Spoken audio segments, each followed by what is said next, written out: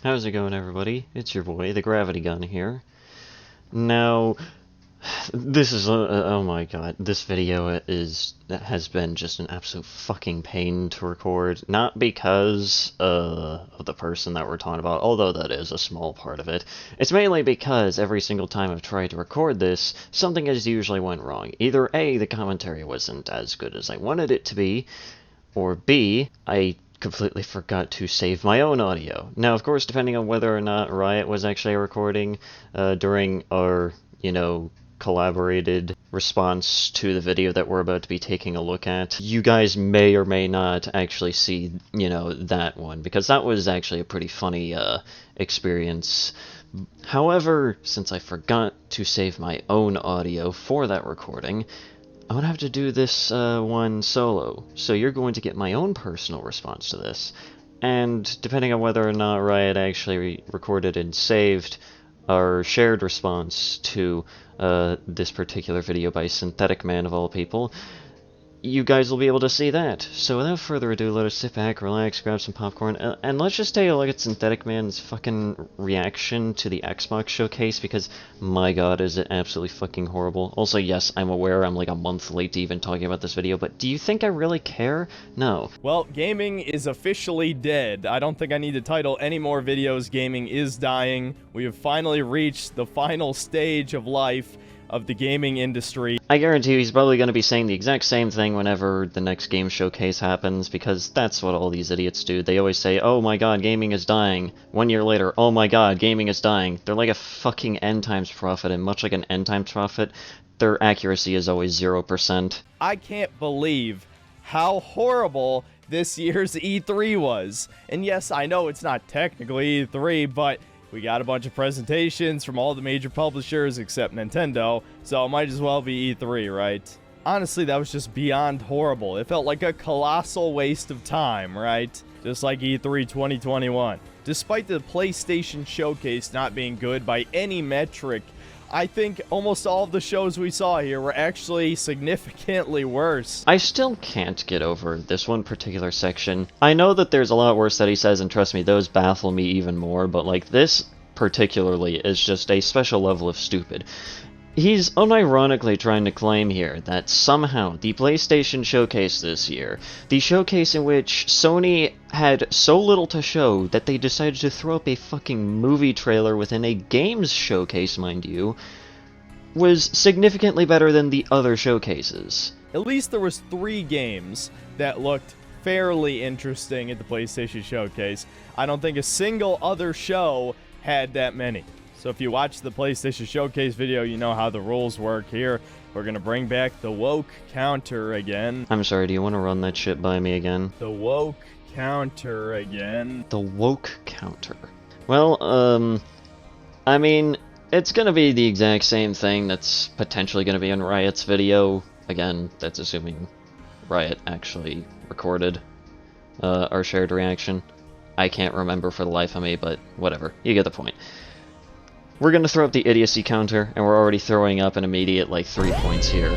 Point number 1 coming from the fact that he genuinely thinks the PlayStation Showcase was the best out of all the showcases, and 2 points for the fact that he genuinely thinks that a woke counter is going to go well. So without further ado, here's not E3 2023.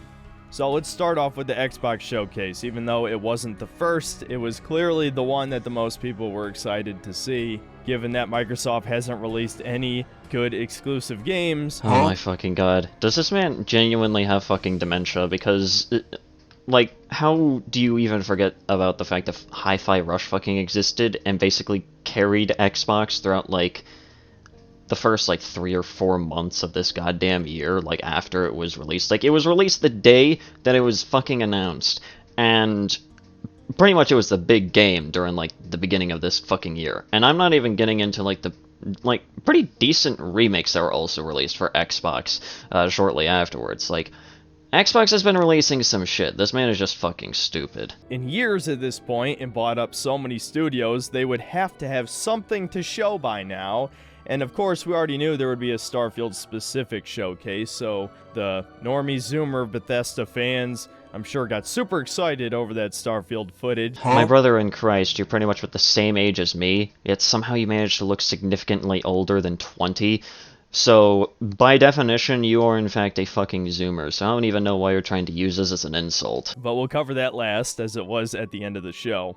Unfortunately, the show started off in one of the worst ways it possibly could, by giving us a CG-only trailer of the much-anticipated Fable reboot, sequel, whatever. Despite being announced years ago at this point, it clearly was in some kind of development hell, as they still have no gameplay to show us. Jesus fucking Christ. Okay, so we're already gonna have to call him out on a lie here, because the thing is that it was confirmed that there was at least a bit of gameplay that was shown. It's just that the gameplay that was shown just didn't have the HUD visible, which is pretty par for the course when it comes to showcasing gameplay of, like, most games, I guess, of this fashion. So yes, there was in fact fucking gameplay shown. It's just that a lot of it was just kind of like cinematic stuff. So he's only like, at most, like 50% correct there. But it wasn't all just cinematics. There was gameplay. It's just very hard to fucking notice it. And this trailer looked fucking horrible. This female protagonist looks ugly as shit, genuinely has a man face. Oh my fucking god. You know what? Once again, we're going to be throwing up an additional point every single time he adds something to the woke counter, because, well, I mean, he's fucking stupid, because you have to be a certain level of dumb to be unironically using the word woke nowadays. But, like, here's the thing. A lot of the funniest thing, and I only learned this, like, as of yesterday, as of recording this audio, apparently, like, this whole entire discourse of, like, fucking, like, the female, like, the main female character, or whatever it was, of the new Fable game, having, like, a, you know, a weird-looking face, it all originates from just, like, 3 fucking screenshots where the character just isn't really at a flattering angle, or just doesn't look particularly good. I've watched, like, the actual trailer. Everywhere else, the character just looks like your average woman. I don't get it. Wow, a woman is in a game, but she isn't immediate jerk-off material for me. Therefore, add a point to the woke counter, I guess. What the fuck does that even mean? Most of the trailer is stuck with this nerdy guy who I don't even remember where I've seen him before. Some nerdy TV show or movie or something. I don't care. He plays the giant from Jack and the Beanstalk. Yes, they took the Fable title literally. It is now actually about fables. Wow, so what you're basically saying here is that a new game in a series that is known to take aspects of and draw inspiration from well-known fables and turn it into a video game is drawing inspiration from and taking inspiration from a well-known fable and turning it into a game. Where is the fucking problem here? And now I'm actually glad I took the time to play Fable Anniversary a few months ago, so I now know this is not anything like Fable. Pussy. This is clearly a complete reboot, Saints Row style, that doesn't appeal to fans of the original in any way. And how would we even know if it's a good game if we see no gameplay? Oh my god. Well, here's the thing. By your fucking logic right there, how would we know that it's a bad game if we do not see any gameplay? How would you know that this is going to be a bad reboot if we do not see any gameplay? It goes both ways, dude, and I hate people that don't seem to realize that. Truly a horrific trailer on multiple levels. Fable is dead again. The second game trailer was another CG one for South of Midnight, featuring a black female protagonist. Oh my fucking god. How is this even a goddamn problem? Oh my god, a new game, a brand new IP that has no connection to any other existing IP as a black female protagonist. Jesus Christ. At the very least, I can say the setting is appropriate. It seems to take place in a bayou. You immediately contradicted yourself. So right there, you were trying to claim that you had a problem with the fact that the main character just so happened to be black and female. And yet you decide to follow it up with a racist stereotype of, oh my god, well I guess it makes sense because they're in a fucking bayou. So is it a problem or is it fucking not? Please remain goddamn consistent. I guess, you know, since I'm in these inner circles now, might as well just throw up that clip. What's the clip that they use? Keep that same energy. The next trailer was a new Star Wars game, Star Wars Outlaws, featuring a female protagonist. Wow, so, yeah, it's a Star Wars game. that just follows a different character. It just follows a female protagonist. Again, how in the fuck is this a problem? But I find it funny that the first 3 trailers have 0 gameplay in them, very similar to Sony's. Then the Xbox presenter comes out, who, coincidentally I'm sure, is also a black woman. You can tell just by his tone right there that he was resisting his primal urge to scream slurs at the screen right there. Like, dude, what the fuck is the problem? I'm pretty sure like 99% of the people watching this showcase were just kind of seeing this segment and just kind of going like, okay, corporate speak, just get on with it. We want to see what's coming up in terms of like games and shit, okay? We don't need to hear corporate speak of, you know, people at Xbox that support us, you know, you guys are amazing, keep up the good work, you know. Like, like most people were probably just thinking that more than anything. Probably some people were probably just kind of like, okay, well, I guess this is interesting. Thank you for the reassuring words. But of course, there's people like Synthetic Man that saw this woman and just went like, ugh, black woman? Ugh. I mean, seriously, do Xbox fanboys even still exist? More like Game Pass subscribers. That's what they should be called at this point. Okay, well, we already have a few more things to unpack here. I am pausing this video so unbelievably often, but that's because that's just commonplace with Synthetic Man videos. It's just rapid-fire bullshit coming at you at Mach speed, man. First of all, yes, Xbox fanboys do in fact still fucking exist, okay? They're very few and far between on YouTube, thank God, but on Twitter, dear God, you will be able to find, like, fanboys of literally fucking any corporation, okay? Everything from Microsoft to fucking Bungie, of all things. But also, to, go over the, second part here of him, you know, just using a common argument that's usually said by, like, PlayStation fanboys and shit like that, that Game Pass is the only thing that fucking,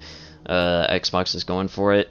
Yeah, again, you're very much fucking wrong here, because, one, Xbox does in fact have the most powerful, like, actual console, like, on the market, like, just objectively.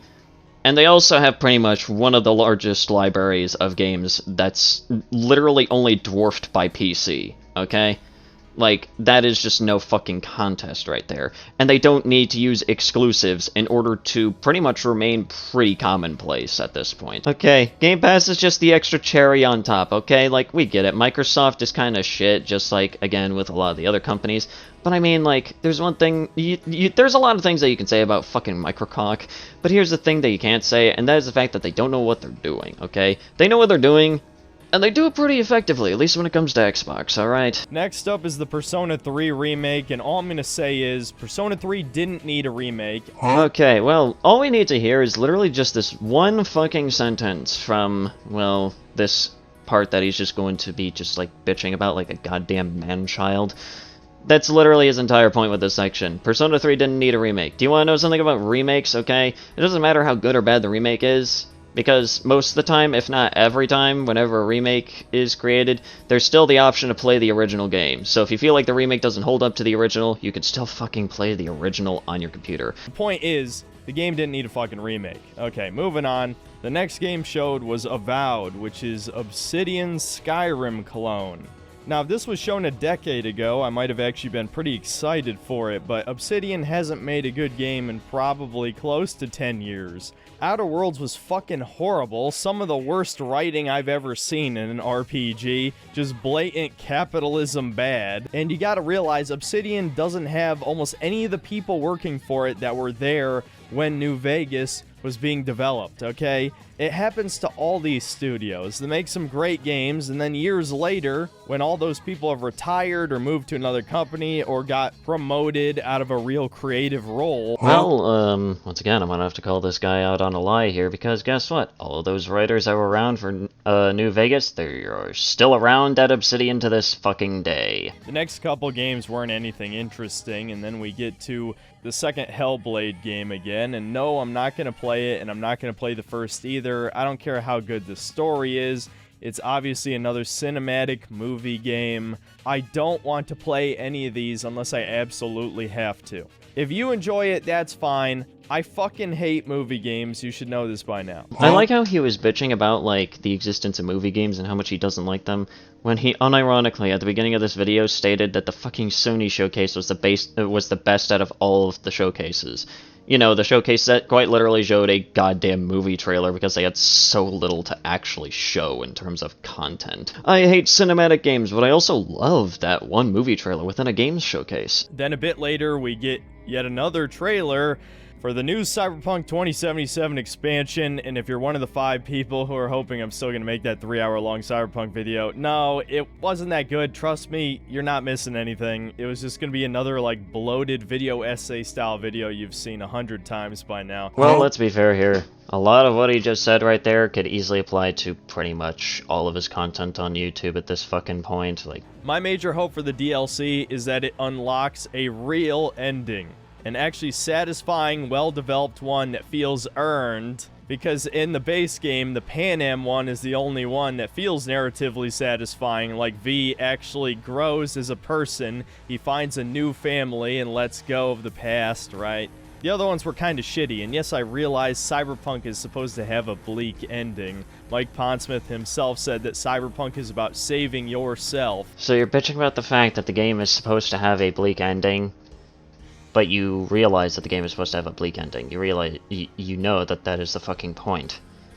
Fucking Pussy. 2 points to the idiocy counter, dude. Jesus. But I'd say Edge Runners handled having a dark ending way better than the video game did. It wasn't even close. So honestly, I don't really have high hopes, especially since CDPR is now ESG compliant, so it's probably going to have some wokeness in it. Alright, well, I had to look up what the ESG was because I wasn't exactly sure what it was.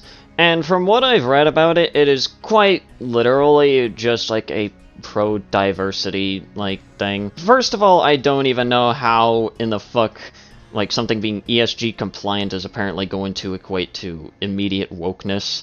But also, second of all, the fact that he's even against something like that just kind of goes to show the overall mentality of people like this man. In fact, Sphere Hunter, the relatively popular Capcom shill Resident Evil reviewer, a trans woman also known as Sue Lightning, don't look that up on your work computer, is in the game. Oh my fucking god. Oh my fucking god. So first of all, we don't even know if the character that she's voice acting is even trans to begin with. Second of all, this is Cyberpunk 2077. The genre is cyberpunk, which is a genre that is centered around body modification. In my personal opinion, the last game that I would be whining about the existence of a trans person in would be in Cyberpunk, of all fucking games. But of course he has to bitch about it because he fucking hates trans people. Like, there's just no doubt about it, okay? We already know that this man is just fucking hateful, okay?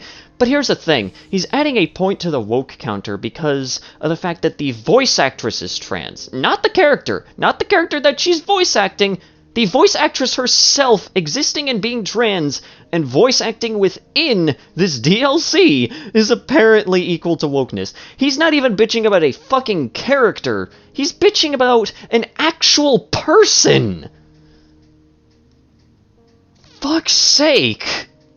Just for all of that combined, you're getting 5 points to the idiocy counter. After a couple more games not even worth mentioning, we get what appears to be a sequel to BioShock Infinite. In fact, I was convinced it was until they revealed the title at the end, featuring a black female protagonist. So I guess that's yet another game for the woke counter. You know what? Okay, well, before he goes on this fucking rant here, we're gonna add in another point to the idiocy counter. Because, I mean, if it's a game that's developed by BioShock, it likely has a character creator, and this is just the character that they decide to make for the showcase, so he's literally bitching about something that isn't even set in stone. On second thought, fuck this. I don't need to spoon feed you anymore which parts of this showcase were quote-unquote woke, or whatever term you want to use. Left-wing propaganda, or degeneracy, normalization of whatever it is they want to push. The message, I'm sure, is one you've heard many times. Well, yeah, I'm pretty sure I've heard that one a couple times, but whenever I hear it from someone, those kinds of people usually frequent 4chan way too often, so I feel like I don't even have to say anything here. Like, first of all, what the fuck kind of message are any of these games even trying to spread, especially if it's the kind of message that he's trying to fucking insinuate here? But also, second of all, who the actual living fuck cares? Who the fuck actually gives a goddamn shit? None of this shit is propaganda in the goddamn slightest. It's just that people like this like to overanalyze all of this shit as if, like, every single goddamn thing in the universe is fucking woke. And it just ultimately makes them look like idiots. That's pretty much the end of this video. For a couple different reasons. Reason number one, he just continues on this fucking unhinged rant, but also number two, my brain is starting to get fried from watching this shit for too long. And especially considering that I quite literally already watched this yesterday with Riot. I feel I don't really want to talk about this video any longer than I really feel like I need to. So, again, if Riot did in fact record our shared reaction to it, then keep an eye out for that, because that's going to have a lot more commentary from both of us. But this is just my own personal response to this, because, my god, it is unbelievably stupid. But anyways, guys, that's it for today's video. If you guys enjoyed today's video, please consider leaving a like. That's very well appreciated. Leave a comment down below what you thought about the video, what you wanted to talk about next, and also subscribe to the channel if you're new and you want to see more content such as this. Also, go ahead and follow me on Twitter. At least I don't fucking call everything woke, although I think I've already used that joke before. But anyways, guys, this has been Sanity, and have yourselves a nice day.